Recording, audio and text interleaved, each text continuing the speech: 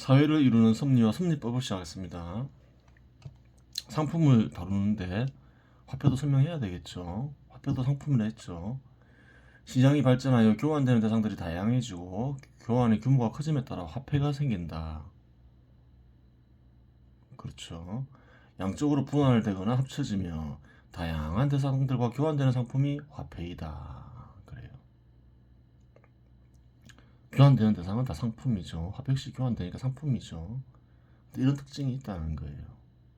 그래야지 양적으로 분할되거나 합쳐져야지 다양한 대상들과 교환될 수 있겠죠. 사회 구성원이 대부분 사회 구성원 대부분이 시장에 의지하여 살게 되면 화폐는 생존 수단이 된다. 그렇죠. 화폐가 없으면 필요한 것을 구할 수가 없게 되니까 생존 수단이 되는 거죠. 화폐 없이는 생존 수단도 필수품도 구할 수 없기 때문이다. 이러한 화폐는 화폐 교환 능력으로 인해 다른 사람이나 집단에게 대여될 수 있다. 그렇지 없으면 그래요. 기업을 운영할 수 없게 될 수도 있고 기업이 아니더라도 어떤 집단을 운영할 수 없을 수 있는 거죠.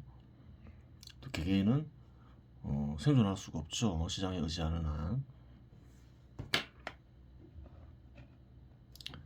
능력이 있는 대상의 경우 일정 기간 사용할 수 있는 권리를 판매할 수 있는데 판매의 대가는 사용료가 된다. 화폐는 교환 능력이 있죠. 그러니까 대여가 되는 거죠. 화폐를 일정 기간 사용할 수 있도록 대여하면 사용료를 받게 되는데 이 사용료를 이자라고 부른다. 그래요. 사용료이 하나죠. 이자는. 저마다 사용료는 이름이 있죠. 주택이나 상가를 빌려서 사용료를 내면 그걸 뭐라고 하나요? 임대료라고 하죠. 화폐는 양적으로만 측정되기 때문에 비율에 입각하여 이자가 결정되는데 이자를 결정하는 비율을 이자율이라고 부른다. 그렇죠. 다음 넘어가겠습니다. 기업의 생성과 팽창 원리. 좀 순서가 바뀌죠. 뒤에 있는 부분인데 진행 과정상 더 자연스러운 것 같아서 그래요. 여기다 넣었어요. 기업의 생성과 팽창, 수축 원리.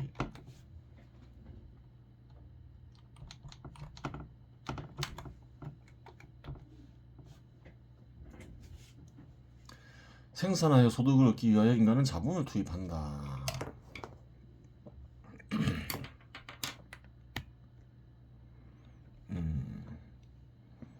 그렇죠. 자본을 투입하는 행위를 투자로 규정할 수 있다. 그렇게 부르죠. 투자가 된 곳에는 작업수단과 인간이 함께 있는데 이러한 것을 조직체라고 한다. 그래요. 상품을 판매하여 이익을 얻고자 하는 조직체를 사업체라고 부른다. 그렇죠. 조직체가 다 사업체만 있는 건 아니죠. 목적에 따라 사업체가 될 수도 있고 아닐 수도 있는 거죠. 이러한 사업체 구성원은 한 명일 수도 있고 여러 명일 수도 있다. 사업체의 규모가 제법 클 때 기업이라고 부르기도 하는데 상품을 판매하여 이익을 얻고자 하는 조직체라는 점에서 본질은 같다. 뭐 사업체를 기업이라고 하기도 하고 기업을 사업체라고 하기도 하고 그러죠. 보통 이제 한국에서는 어느 정도 규모가 되면 기업이라고 부르기도 하죠. 그래요. 본질은 같지만 한 명이 운영하는 작은 어떤 상점 이런 거를 기업이라고 하진 않잖아요. 실상 기업으로 분류될 수 있는 사업체 규모가 정해져 있는 것도 아니다. 사업체의 규모를 투자 금액으로 판단할지 참여하는 사람 수로 판단할지 특별한 기준은 없다는 말이다. 특별한 기준은 현재까지 정해져 있지 않죠. 기준은 없다. 현재까지 특별히 정해진 기준은 없다. 그러면 기업의 생성, 팽창 및 기업 생성 및 팽창 수축 원리를 이야기를 통해서 살펴보자. 그래요. 수축이 들어간 게 맞겠죠.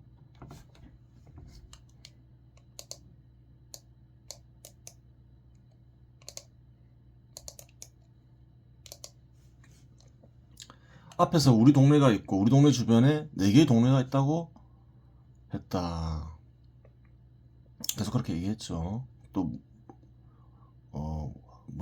아주 먼 쪽에는 베니수알라가 있고 또 다른 동네도 하나 더 있었겠죠. 근데 그건 아직 이름 안 정했고 건설업자가 온 동네 이쯤에 있는데 이름을 얘기 안 했죠.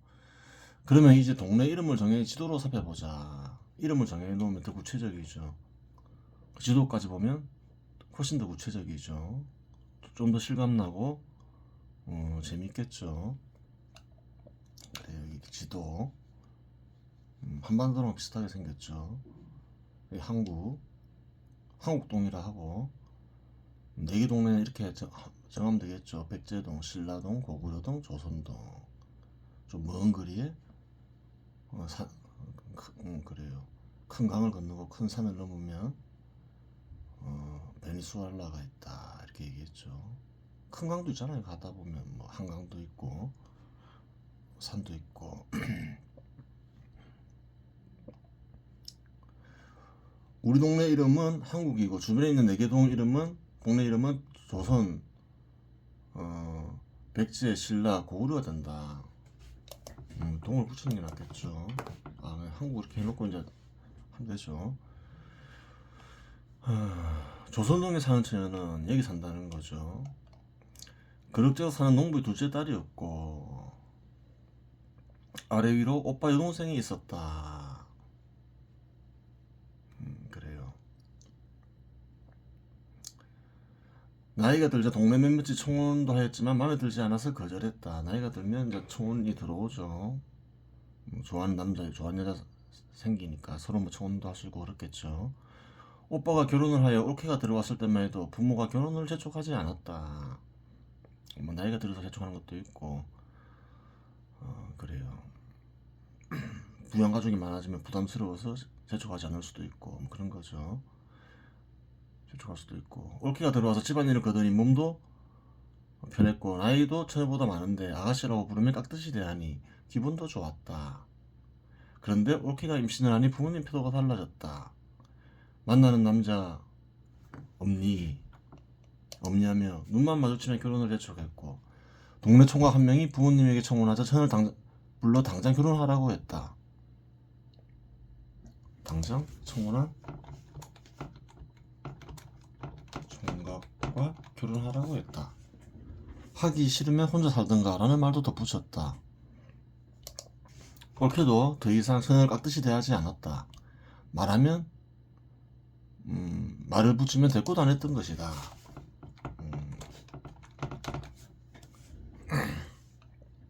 처녀는 이유를 알고 있었다. 우리 형편에 그래요. 애까지 태어나면 빠듯하게 살아야 할 거야. 그렇죠. 조카까지 태어나면 빠듯하게 살아야 되죠. 여러 가지 방법을 생각했다.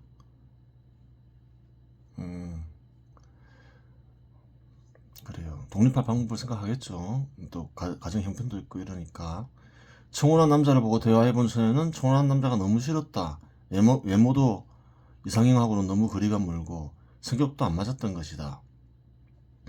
그래서 어떻게 하면 위기에서 탈출할 수 있을까 고민했다. 그럴 수 있는 거죠. 처음에는 한국동에 가서 일자리를 구해볼까라고 생각도 했지만 번뜩이는 생각이 있었다. 한국동에 가면 일자리를 구할 수 있잖아요. 막 투자가 크게 이루어지면서 직장이 많이 생기니까 그 사실을 알고 있었겠죠. 소문도 났고.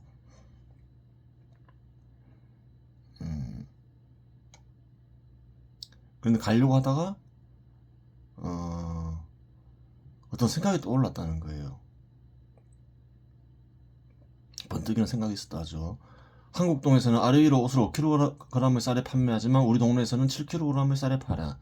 나도 옷 만드는 일에는 자신이 있어. 이런 생각을 했다는 거예요. 상인이 5kg에 사서 7kg에 판다 했죠.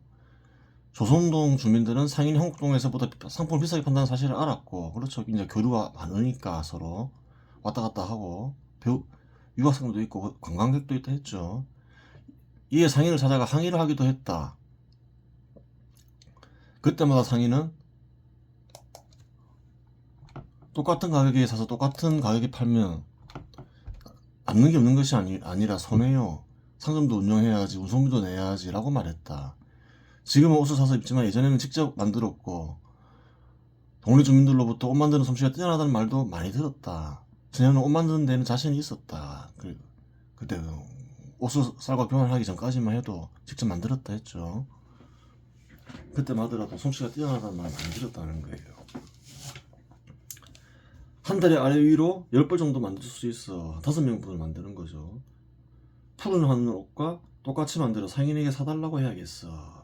7kg에 파니까 아는 거죠. 상인도 2kg의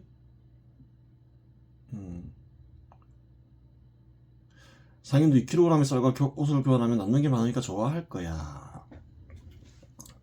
그래요. 이춘향은 계산을 해봤다는 거예요. 어느 정도면 어느 정도에 팔고 어느 정도 쌀을 얻으면 자기가 이제 독립할 수 있을지. 그러면 1년에 120kg의 쌀을 얻게 되니 자신이 쓰고 남은 쌀 일부를 부모님에게 주면 부모님도 좋아하고 더 이상 결혼을 재촉하지 않을 거라고 생각했던 것이다. 옷은 자기가 만들어서 입어도 되고 쌀 50kg, 닭고기 뭐 충분하죠. 그렇게 생각하시면은 정성을 다해 푸른 하늘표 옷과 똑같이 만들었고 상인이 조선동을 들렀을 때 자신이 만든 옷을 보여주며 사달라고 했다. 상인은 한참을 고민하더니 솜씨가 좋아. 하지만 푸른 하늘 문양을 수놓으면 안 돼 라고 말했다. 처녀는 크게 실망하여 발걸음을 돌리려다가 번뜩이는 생각이 있어 상인에게 물었다. 그러면 다른 문양을 수놓으면 괜찮나요? 그건 상관없어. 상인은 처음에는 푸른 하늘 옷과 똑같은 옷을 사주려 했다. 조선동에서 짝퉁 푸른 옷을 6kg의 쌀에 팔아도 4kg의 쌀이 남아 이전보다 2kg의 쌀이 남았기 때문이다. 그렇죠. 7kg인데 7kg 팔겠죠. 근데 좀 싸게 팔아도 남는다는 거예요. 많이 남죠. 한국도 의류업자에게 사는 것보다. 하지만 이 사실을 의류업자가 알면 의료업자는 분명 자신과 거래를 끊을 것이 틀림없었다. 그렇겠죠.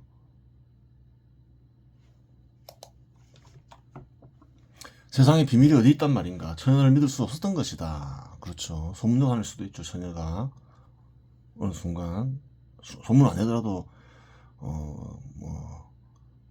이런저런 가족들을 통해서 소문날 수도 있고. 하지만 다른 문양을 수놓는 것은 상관없었다. 그렇죠. 상관없는 거죠. 옷을 의료업자만 만들 수 있고 옷을 다른 이가 만들고 파는 일이 범죄도 아니지 않은가. 그래서 상인은 처녀에게 다른 문양을 수놓아 만들어 보라고 한 것이다. 그렇죠. 그러니까 상관없다고 얘기한 거죠. 처녀는 집으로 돌아와 며칠 궁리했지만 좋은 문양이 없었다. 좋은 문양이 떠오르지 않았다. 그게 더 낫겠죠. 떠오르지 않았다.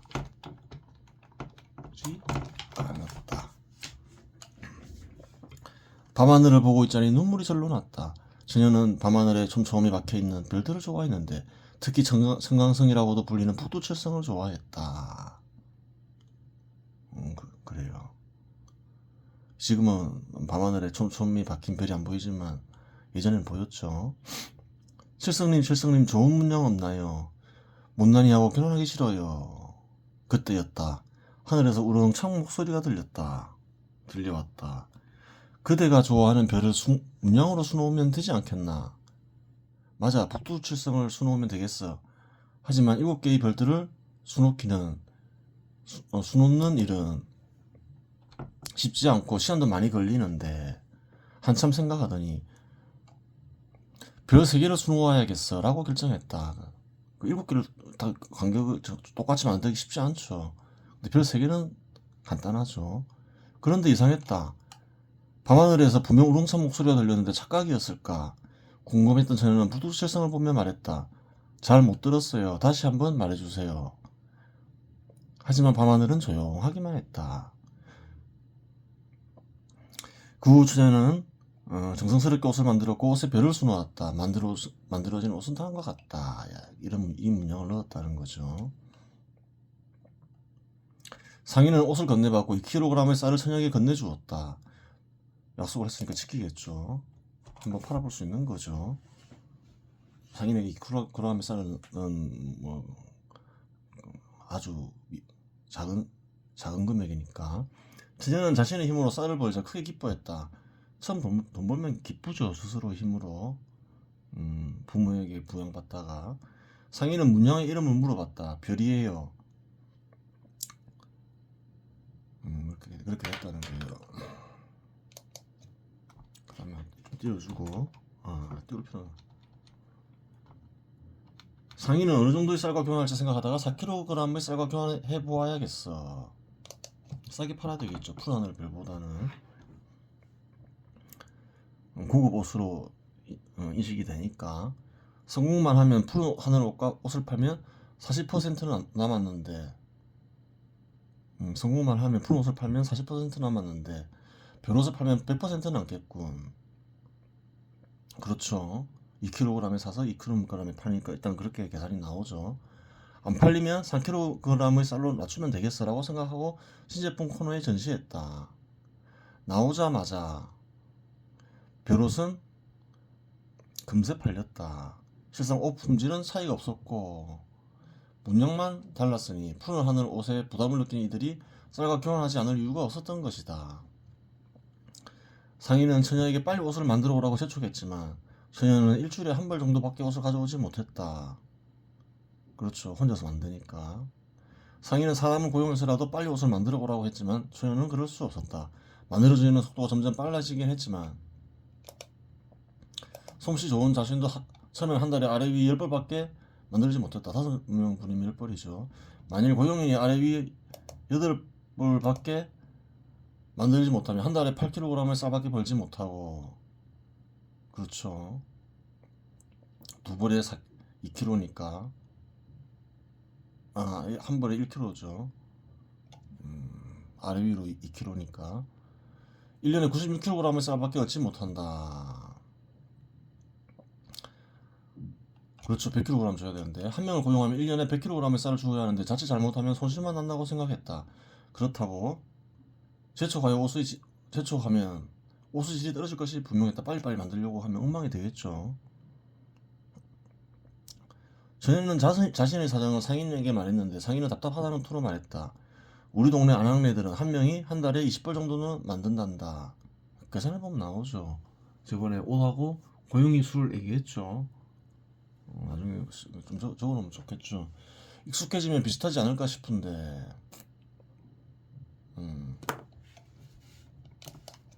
기술에 만들다 보면 비슷해지지 않을까 보는데 보면 다 이제 옷 만드는 기술은 있고 숙련도의 차이일 수도 있죠. 또 뭐 여러 명이 모여서 만드니까 석조 건물에 분업 때문일 수도 있고. 상인은 의롭자와 거래를 하기 때문에 사정을 잘 알고 조언해 주었지만 처녀는 상인의 말을 믿을 수 없었고 모험을 하기 싫었다. 저는 이 정도 쌀만 있으면 충분해요 라고 말하며 돌아갔다. 상인은 생각했다. 분명히 잘 팔릴 텐데 소녀는 이제 손실 날지도 모르니까 또 자기는 충분하다 생각하니까 거절했다는 거예요. 상인은 잘 팔릴 텐데 이렇게 생각하겠죠. 하다 보면 될 텐데 겁이 많군 이렇게 생각하겠죠.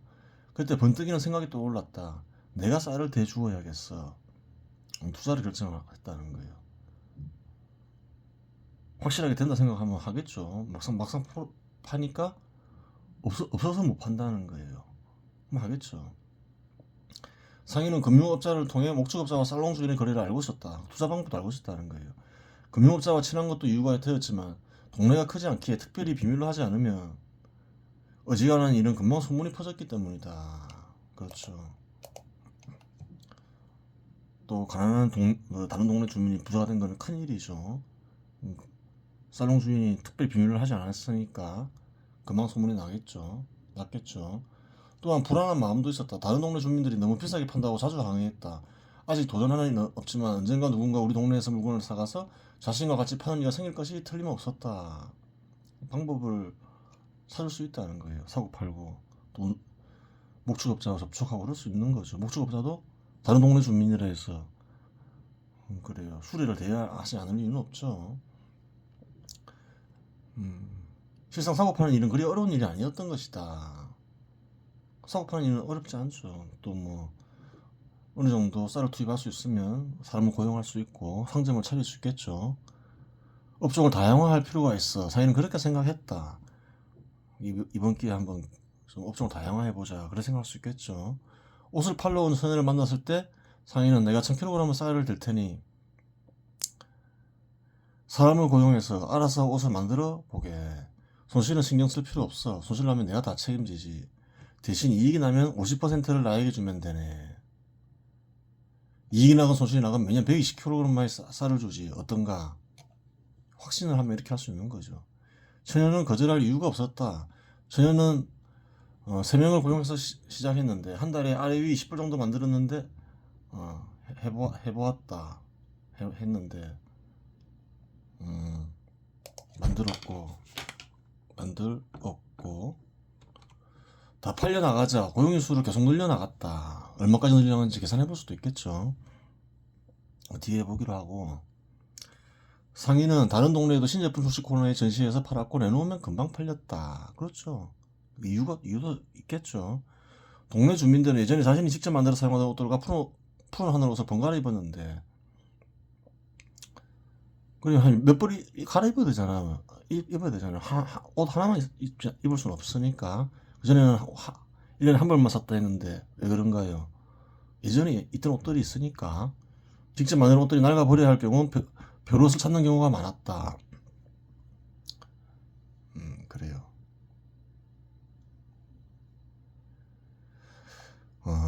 벼롯을 많이 샀다는 거예요. 1년에 400kg 이상의 쌀을 얻는 이들은 여전히 푸른 하늘 옷을 사 입었지만 300kg 이하의 쌀을 얻는 이들은 모두 벼롯을 사서 입었다. 그렇죠. 300kg 이하면 주택을 구매할 수 없다 했죠. 거의 적자가 발생한다 했죠. 한 10kg 정도 주택을 구매하지 못할 뿐만 아니라, 근데 이걸 사면 어떻게 되나요?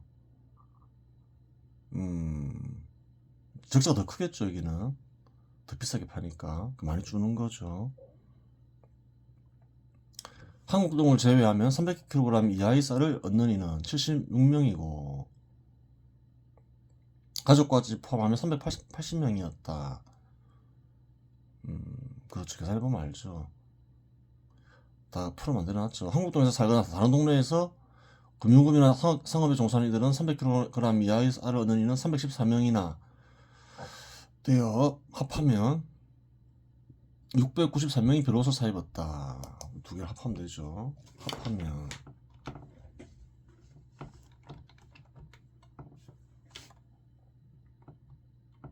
총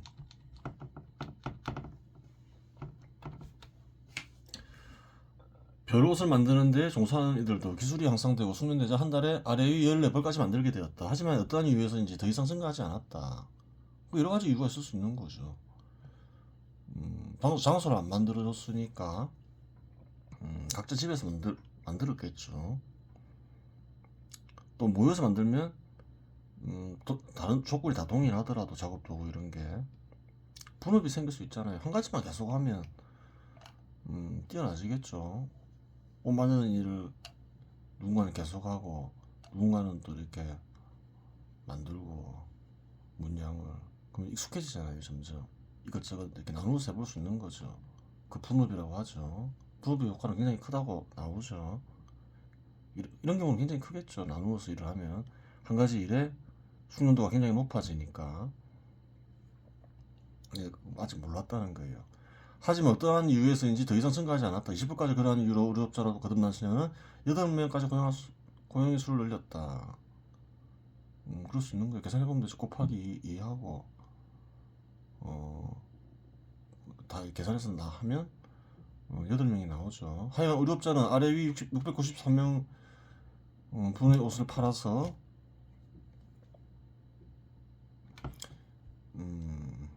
아래 위로 팔았다는 거예요. 2766kg 쌀을 얻었고 800kg의 쌀을 급여로 지급하여 1976kg의 쌀이 남았다. 응? 좀 잘못 계산한 것 같기도 한데 나중에 다시 해봐야 되겠죠.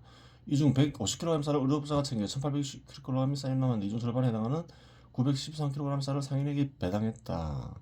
다시 계산해 보기로 하고 반은 배당하기로 했죠. 다 빼고 하면 여기선 1826이 나온다죠. 결국 상인은 1000kg의 쌀을 투입하여 매년 900kg 이상 수입을 얻는 의료업자를 겸하게 되는 셈입니다. 상인은 투자했잖아요. 일종의 주인이 된 거죠. 상인이 1000kg의 쌀은 의료업자에게 빌려준 것이 아니라 투자한 것이니 회수할 수 없다. 하여간 그의 1000kg 쌀을 투입하여 913kg 쌀을 얻었다고 가정하면 그의 매년 90%의 이익을 가져다 주는 것으로 그의 90%의 이익을 얻었다고 계산할 수 있다. 그래요.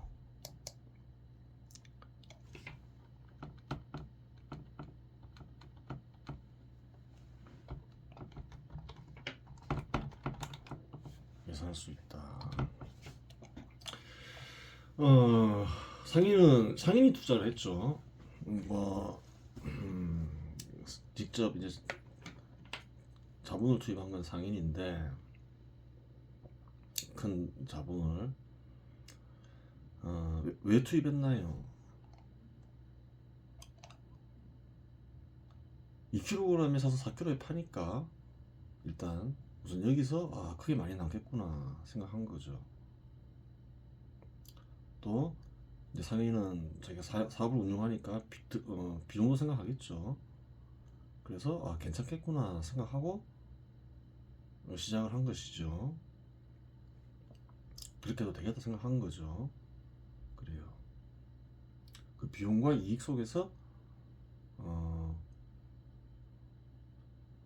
그래 자기가 원하는 것 이상의 이익을 얻을 수 있다라고 생각하니까 한 거죠. 그래요.